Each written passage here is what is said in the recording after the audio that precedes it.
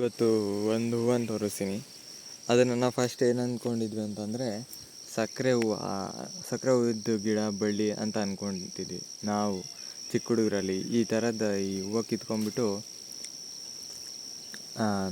Taste ನೋಡೋದು, ಹಿಂದೆ ತುದಿ ಇರುತ್ತಲ್ಲ ಇಲ್ಲಿ, ಅಲ್ಲಿ ಸ್ವೀಟ್ ಬರ್ತಿತ್ತು, ಈಗಲೂ ಬರುತ್ತೆ.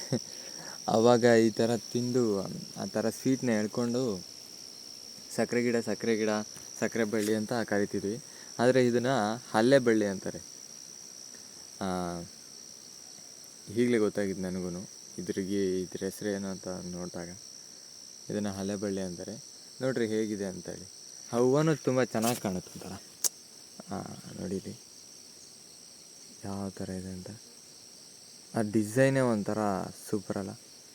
ನೇಚರು ಎಂಥ ಕ್ರಿಯೇಷನ್ ಮಾಡುತ್ತೆ ಅಂತಂದರೆ ಅದು ಯುನೀಕ್ ಕ್ರಿಯೇಷನ್. ಅದು ಈ ಗಿಡಕ್ಕೆ ಮಾತ್ರ ಸಾಧ್ಯ ಈ ಥರ ಮತ್ತೆ ಕ್ರಿಯೇಟ್ ಮಾಡೋದಕ್ಕೆ. ಅಷ್ಟು ತೆಳ್ಳಗೆ, ಅಷ್ಟು ನೀಟಿಗೆ ಆ ಥರ ಡಿಸೈನ್ ಬರೋದಕ್ಕೆ. ಹಲ್ಲೆ ಬಳ್ಳಿ ಎಲ್ಲ ಊರಲ್ಲೂ ಇರುತ್ತೆ ಇದು. ಎಲ್ಲರೂ ನೋಡಿರ್ತೀರ. ಇಲ್ಲ ಇಲ್ದಿದ್ರೆ ಒಂದು ಸಾರಿ ನೋಡಿಬಿಟ್ಟು ಟೇಸ್ಟ್ ನೋಡಿ ಹಿಂದೆಗಡೆ. ಆಮೇಲೆ ಯಾವುದೋ ಗಿಡನ ಹೋಗ್ಬಿಟ್ಟು ಟೇಸ್ಟ್ ಮಾಡಿದ್ರೆ ಅದು ಆಮೇಲೆ ಏನಾದರೂ ಆಗಿರ್ಬೋದು. ಹಲ್ಲೆ ಬಳ್ಳಿ ಒಂದು ಸಾರಿ ಟೇಸ್ಟ್ ಮಾಡೋದಕ್ಕೂ ಮೊದಲೇ ಯಾರನ್ನಾದ್ರೂ ಕೇಳಿ. ಅಸ್ಲಿಂಗೆ ಮಾಡದೇ ಇದ್ರೂ ಪರವಾಗೇ ಇಲ್ಲ.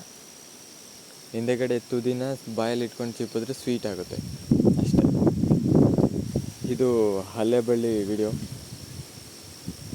ಮುಂದಿನ ವಿಡಿಯೋದಲ್ಲಿ ಮತ್ತೊಂದು ಏನಾದರೂ ತರೋದಕ್ಕೆ ಟ್ರೈ ಮಾಡ್ತೀನಿ. ಈಗ ಸದ್ಯಕ್ಕೆ ಹಲ್ಲೆ ಬಳ್ಳಿನ ನೋಡ್ಕೊಳ್ಳಿ.